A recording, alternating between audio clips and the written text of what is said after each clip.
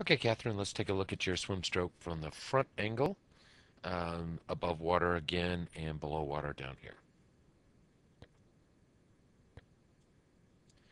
You can just see from this front angle how you have that lower body position. We should be able to see your lower body up here on just under the surface of the water or actually breaking the water at times. We don't see that. Here we can see the head lifting, causing that lower body position. The other thing causing it is the arm entry. The entire arm is out above water in front of you. That was a perfect example of this crossover. We can see right here. Let me get this, that arm way out here. Body line something like this. So crossover quite a bit, and we'll probably be able to see as you get closer um, that your body kind of folding in half, jackknifing I called it, um, in the water. See this arm again come across your body there. What we'd really like to see, and actually it's something more like this. So here's your body line, something like that. Upper arm, lower arm. Kind of not quite parallel, but almost parallel to this center line. And in order for you to stop that crossing over, more than likely you're going to really have to feel like that arm is coming way out here. Feeling like this will probably get it in something like this. You really have to exaggerate that feeling of those arms being really wide. Some people like to think of, um, so here's your body. Some people like to think of railroad tracks out here to the side, and you want to have that arm follow those railroad tracks. Other people think you're on a surfboard, and so if you bring that arm across, you're going to hit the surfboard. You got to keep it outside that surfboard. Whatever it takes for you to think that, we don't want to see that crossover.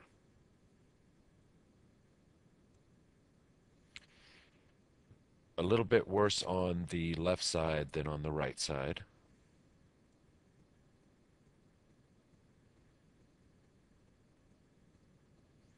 Just barely crossing over on the right side. You can see the lower arm drag in the water, splashing in the lower arm before the fingertips go in. Okay, there's a good shot of the head almost completely out of the water here. We can see the left side of your head over here.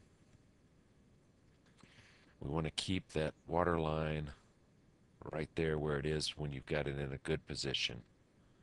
And just roll that head to the side without lifting. Both of those things are going to make it so that we don't see all this body hanging down um, below the water. Your body will be in a more horizontal position on top of the water. Okay, here we go. Here's a awesome shot of what happens when you cross over. So we go here, we can see your body line here. As you cross over, look what happens. Your entire hips move over to this side of the line. So now your upper body is in this position and your lower body is following that line. Definitely got that body bent over. You can see it really clearly there. And as the arm moves back out, you'll see the body straighten out. Here we go. The hips have gone back over now. Now we're nice and straight, following a nice straight line.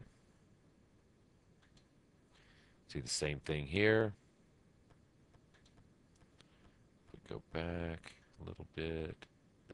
Okay, nice straight. As this comes over, your shoulder's kind of obscuring it.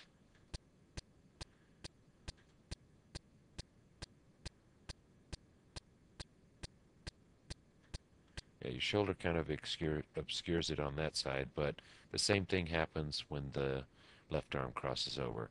The upper body's in this direction, the feet in this direction. Nice pull. Oh, there's a little something, a little teeny thing.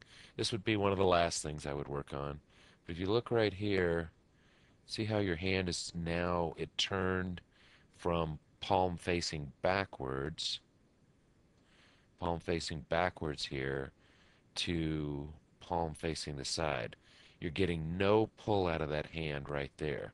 Tiny little thing, but it's going to make a big difference. I wouldn't put that at the top of your list of things to work on.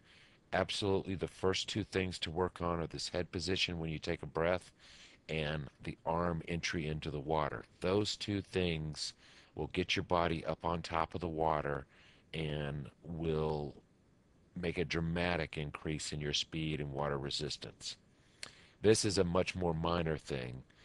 We want to definitely get that hand palm facing backwards towards your feet so that you use it as a paddle.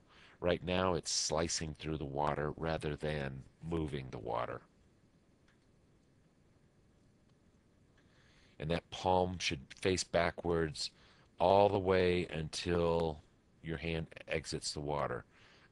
Dave Scott, who's our national TNT triathlon head coach and six-time Ironman world champion, um, likes to think of it as you want it to be as if there's an eyeball in the palm of your hand, and you want that eyeball to be facing the back, facing towards your feet, facing the other end of the pool throughout the entire underwater stroke.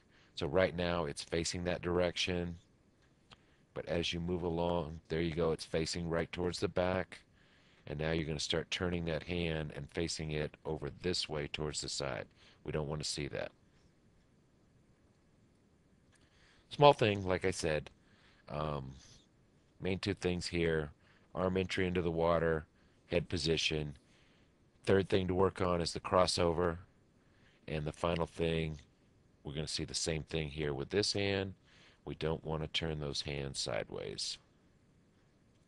You're getting zero pull or very, very, very little pull out of the hand when it's in that sideways position. It's just slicing through the water rather than grabbing that water and pulling you forward. Couple of minor things that are going to make a big, big difference in your stroke. So work on those things that we talked about, and you're going to see a pretty drastic improvement.